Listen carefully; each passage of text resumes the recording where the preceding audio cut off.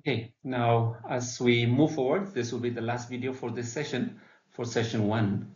And in this one, we'll be seeing how do we generally learn? How do we learn the things that we have learned?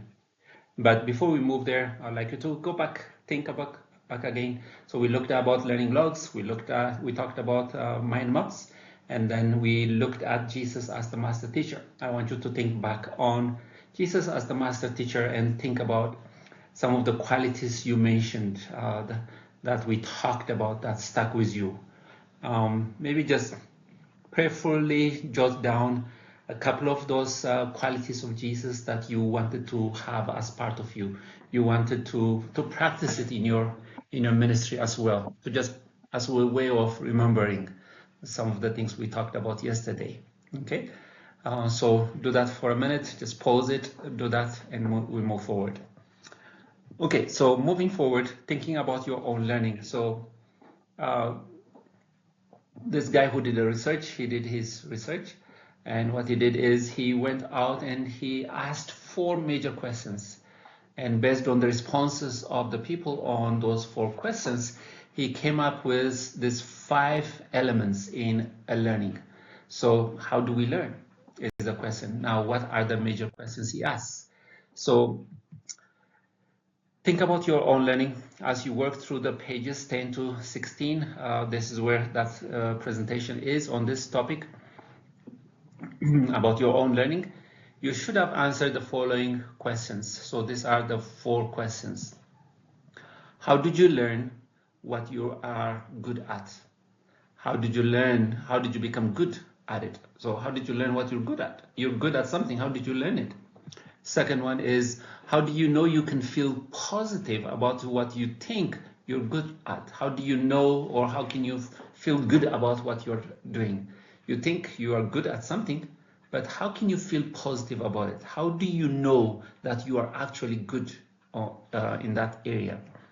The third question is, what is one thing you learned but you are not good at? You learned that, but you're not good at it. There are certain things that we have learned in school, but we're not good at those things. So what is that one thing or 2 things that you have learned but you're not good at? And the follow-up question is what's important. Who is to blame for the fact that you're not good at that thing? Okay, what do you think went wrong? Why is it that you learn but you're not good at it? And who is to be blamed for the fact that you're not good at it? The fourth and last question is, think of something you are good at now, but you did not want to learn it in the first place.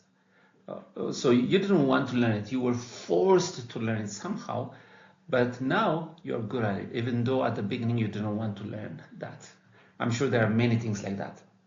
Many things that we don't want to learn, but we are made to learn it. And at the end of it, we actually like what we learned and we become good at it. So these are the 4 questions that Phil Race, the author of the book and the one who did this study, used. So he passed these 4 questions. Based on those responses, he came up with his theory. Now let's look at some of the things. So if we were in class, we would have worked through this ourselves in the classroom. And what I'll be sharing here with us is some of the things from our classroom, from a classroom that I had face-to-face, and also we'll present what the author gives us. And then we move towards the conclusion he makes at the end. He comes up with 5 principles for learning at the end of it. 5 factors underpinning learning is what he calls them, and we'll come up with that one. So the question number 1 would be, if I was to ask you this in class, how did you learn what you are good at? How did you learn what you are good at? I hope you've worked through the workbook and you have answered these ones. You are good at a number of things, but how did you learn it? So some of the answers in class were failure. How did you become good at it? Failure. Communication with other people, passing through challenges, experience, passion, that I have a passion for, model of other people, reading others' experiences, practicing it, exposure and practice, attempt to fix a problem. Some of these are the things that came up. So as I fail, as I'm communicated with, as I pass through challenges, through all of those things, I became good at this one. In the book, I think some of them will be practice, trial and error, making mistakes, asking questions, passion. I naturally like the subject, and so I became good at it. I developed a positive attitude towards it, and that positive attitude has helped me to learn it. I have an interest, and the interest has allowed me to learn it. It's because of my interest. Convinced of its importance. So something to do with trying it, working at it for myself, being able to critically ask questions, having the passion, the desire, the interest in it, and also having a positive attitude towards it and interest are some of the things. So I have become good at it because of the practice, the trial and errors, and the interest, the desire, kind of an attitude that I have. So this matters, doesn't it? In the things that we learn. When we have a positive attitude, when we have an interest in it, when we begin to try it and we try it, those kind of things tend to develop our ability to learn something, help us to learn it and learn it well, as opposed to just sitting and being told. Okay. The second question is, how do you know you can feel positive about what you think you are good at? How can you know that you can be positive about it? I'm good at it ብለን በቃ በዛ ነገር ደስ እንድናርፍበት ሊያደርገን የሚችል ነገር ምንድን ነው? How do we know that we can feel positive about it?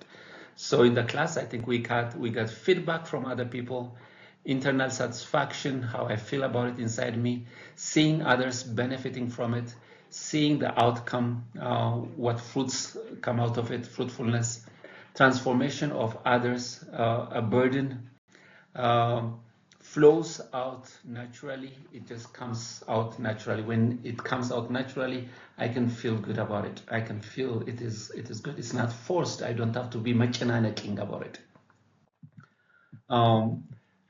Feedback from friends when asked to do something again. I like this one. Like you go preach somewhere, and if you're not invited again, you can wonder if you may not be very good at that. Okay, so if you're invited again, maybe you're good at it. People tell me that I am good. Feedback from other people, of course. See the results from the work I did. What kind of results is coming? Are people benefiting from it? Are people growing from it? Those kind of things. So feedback is the idea here, I guess. The third question is, what is one thing you learned but you are not good at? One thing you learned but you are not good at. For a number of people, maths is an issue. I've learned maths, but I'm not good at maths. Okay. Now, the question is, what do you think went wrong? And tied with that one later on, we'll answer also who is to be blamed.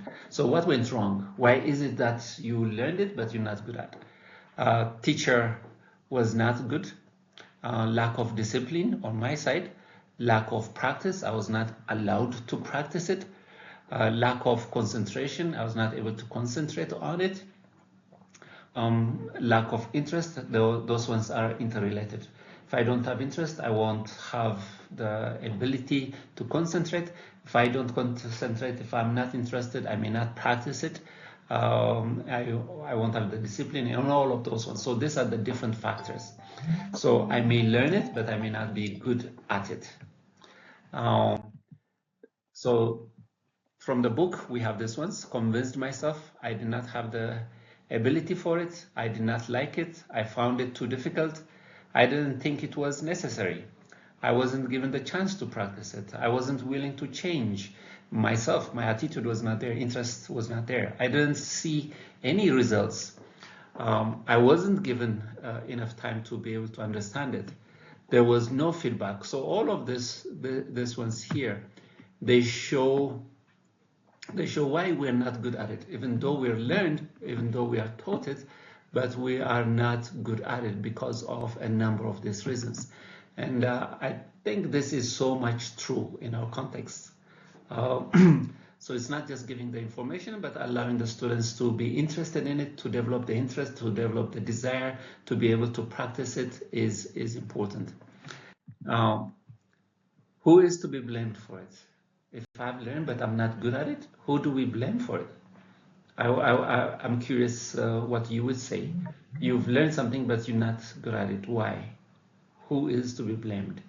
Uh, so in the answers, we have me. I did not work hard on it. I did not study. Very good point.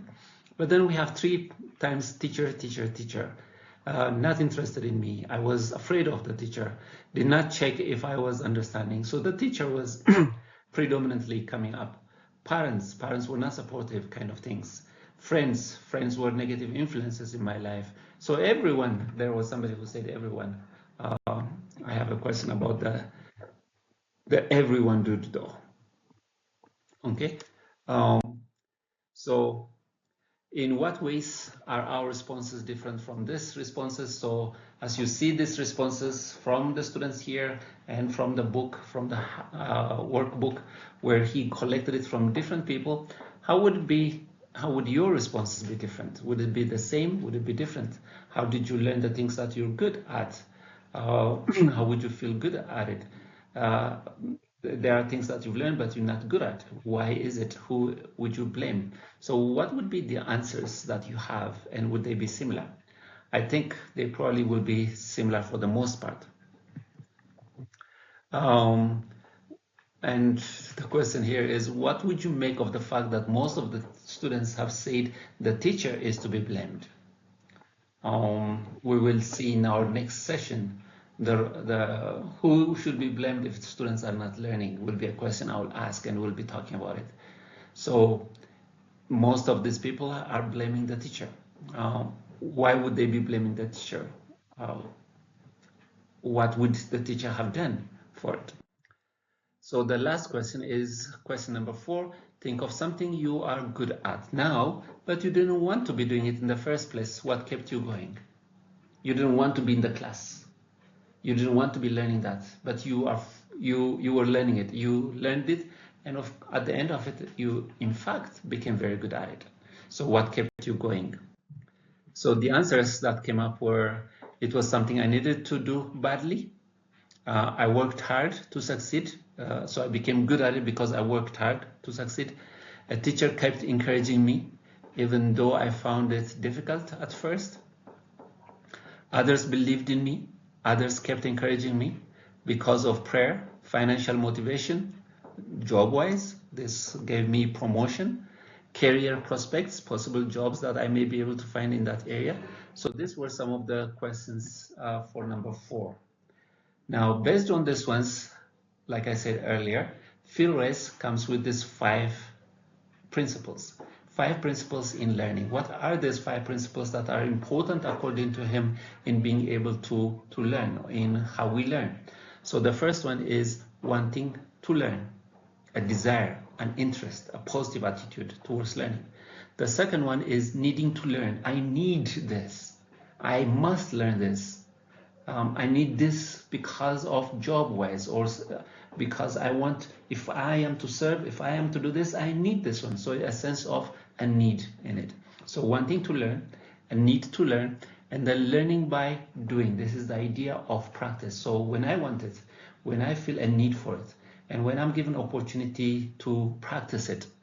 And fourthly is making sense of the things. It makes sense to me. I can understand it as I read it, as I learn it.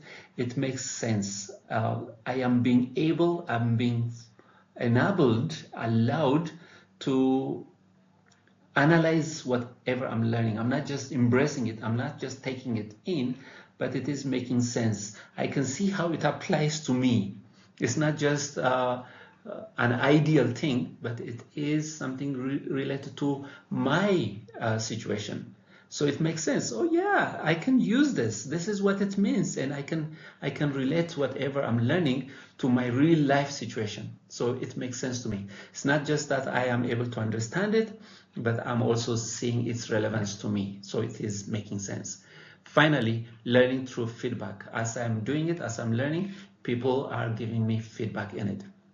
So how do I learn? I learn when I have a wanting, a desire for it, a need for it, and I'm able to practice it, to do it.